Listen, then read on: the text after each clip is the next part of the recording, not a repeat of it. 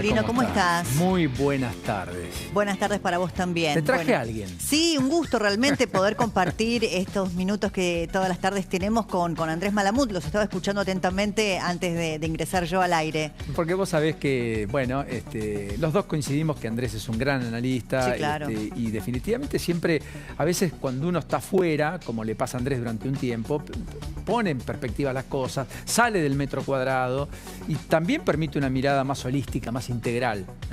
Y me parece que hay ahí un buen elemento. Así que, ¿por dónde querés empezar? Mira, Andrés, más allá de, por supuesto, todos conocemos su actividad académica fuera de la Argentina, en Portugal, pero la verdad que está muy involucrado en los temas de nuestra política doméstica. Yo los escuchaba un poquito hablando de la agenda global, de lo que pasó en New York, pero trayéndolo aquí a la Argentina, también me interesaba tu mirada, Andrés, que la estuve escuchando y leyendo en distintos medios en estos días, respecto de qué queda por afuera del espacio libertario, ¿no? Respecto de la performance del peronismo, de la falta de liderazgo, de la fragmentación que aparece entre, bueno, los principales líderes hoy, Cristina, Máximo, Kicillof.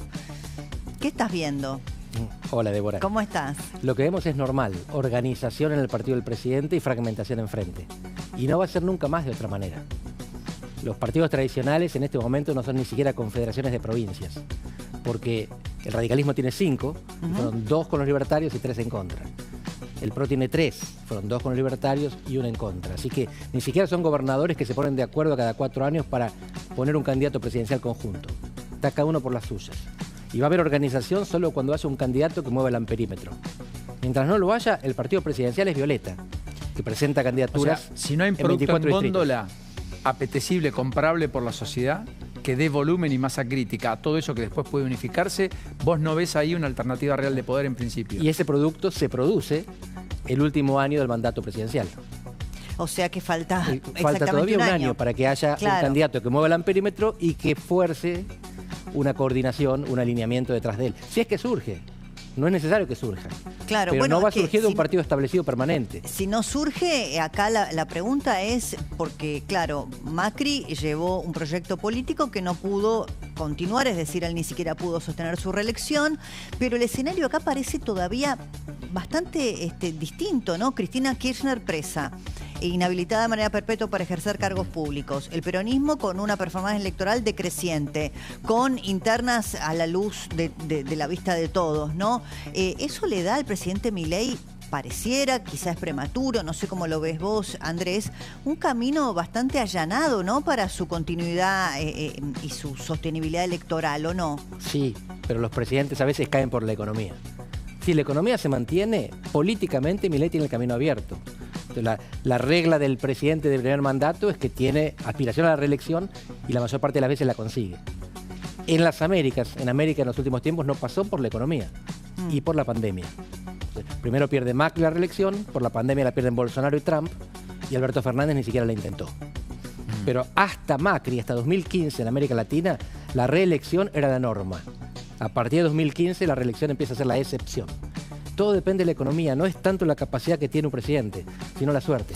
Y es cierto que en la hipercentralidad también el propio adversario del presidente pueden ser las malas decisiones del presidente, porque acá hubo mucho daño autoinfligido que puso a la Libertad Avanza en una situación de debilidad y el propio presidente llegó a la elección definitivamente en una situación casi de asfixia económica, política, con muchos reveses en el Congreso, con pulsión y con un virtual conflicto de poderes y en una situación de endeblez a todas luces manifestada incluso por el salvataje de Estados Unidos, las declaraciones de Trump.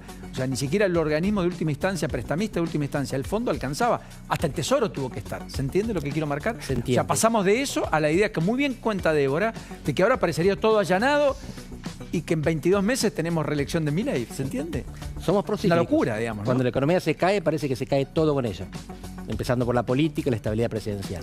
Y cuando la economía resurge, en este caso la estabilidad económica, no el crecimiento, lo que parece es que el presidente tiene nada por enfrente, nada adelante. Y no tiene nada adelante porque los principales candidatos perdieron las elecciones en sus provincias.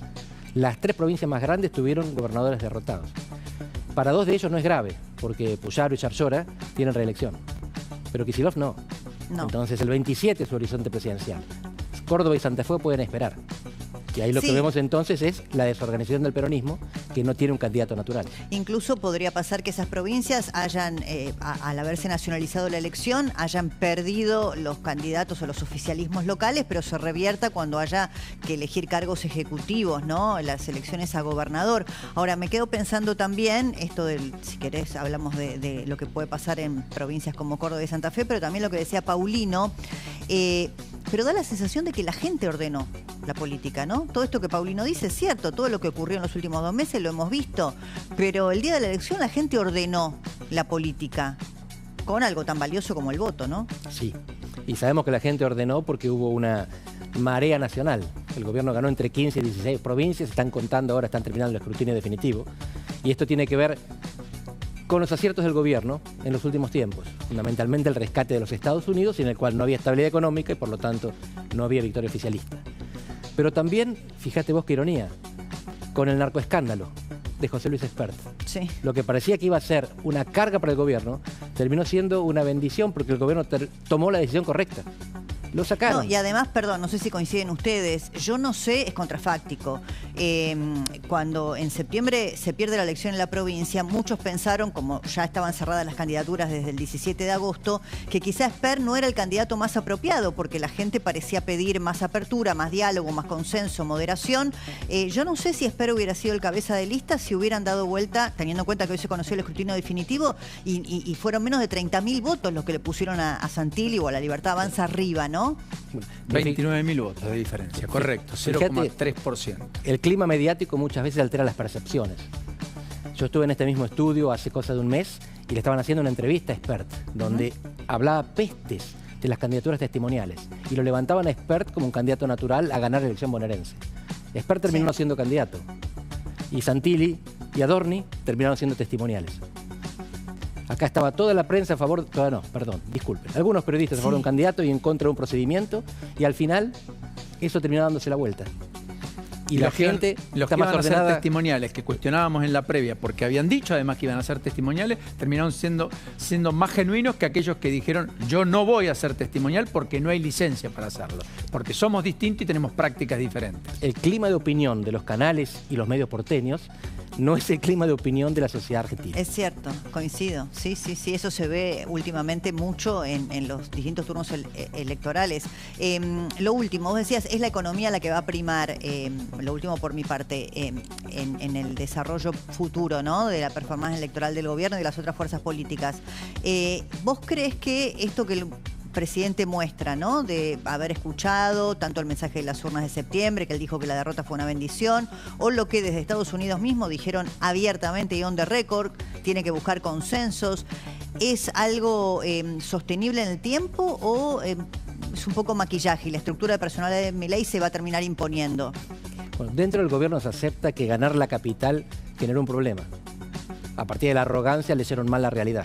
Ganaron la capital con el 30% y se pensaron que se comían el mundo y se llevaron el 14% en contra de la provincia de Buenos Aires. E irónicamente aprendieron de la derrota. Arrogancia de la victoria, humildad de la derrota. Y la humildad es mejor maestra que la arrogancia. Así que el gobierno corrigió. O sea, no hay garantías de lo que vaya a hacer el gobierno y se sabe que el presidente es una persona con alguna inestabilidad. Lo que demuestra es que sabe cambiar.